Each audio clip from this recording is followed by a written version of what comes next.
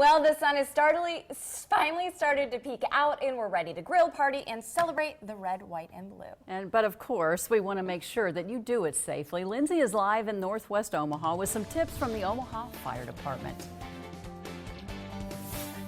That is correct, and happy 4th of July, guys. So, of course, on the 4th, we're all getting ready, or many of us probably have. I know my neighborhood was bustling last night with grilling and fireworks. I'm here with Trevor Talley, Captain Trevor Talley with the Omaha Fire Department. And you guys you're in full swing. We got the whole family kind of hanging out. You guys were grilling earlier. We are. We're having a great time today. Wonderful. But of course, safety is always so important. I love it. We got the kids playing with the snaps.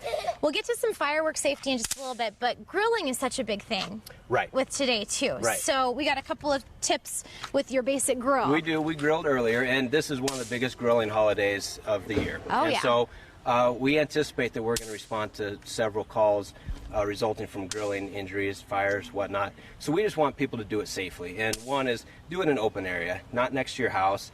Be careful with the ashes. Be careful with your propane tanks, and keep them away from the house. Don't leave them unattended ever. And even when you think your ashes are completely cooled off, they may not be. They may smolder for a while, so it's important to keep that away from any combustibles. Yeah, we have some video the folks at home are seeing from a propane tank fire that we've covered in the past. They can go up pretty quickly.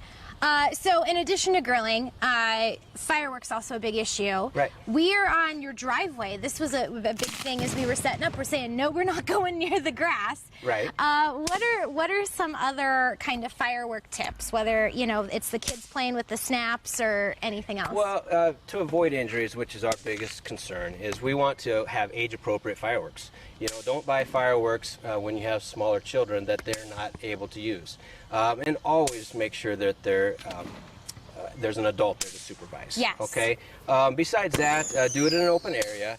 Do it on a flat surface, and make sure that wherever your fireworks are going, that it doesn't land on a house, land on other combustibles that might start a fire. Definitely. And then the other big thing, we have some video from some of the big bangs, those demos that we've covered in the past. That's always a big one, is sometimes we think we get that dud, right? How long do we need to wait before looming over and getting our face blown off? Well, never attempt to relight a dud. Yes, That's first and foremost. If it doesn't go off the first time as it's expected to, leave it there for at least 20 to 30 minutes before you pick it up.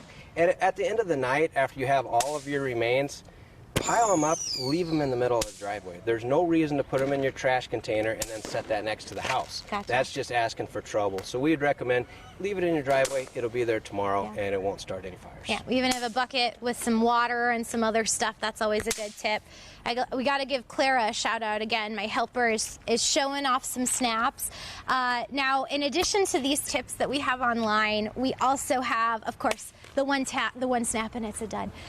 We have some not only tips from the fire department and the fire association here in Omaha, but we also have some lists of some kid-friendly fireworks. So check that out with this story on KMTV.com. Stay tuned as well. We'll have some more specklers and demos and stuff like that coming up a little bit later on in the hour. We're going to send it back to you.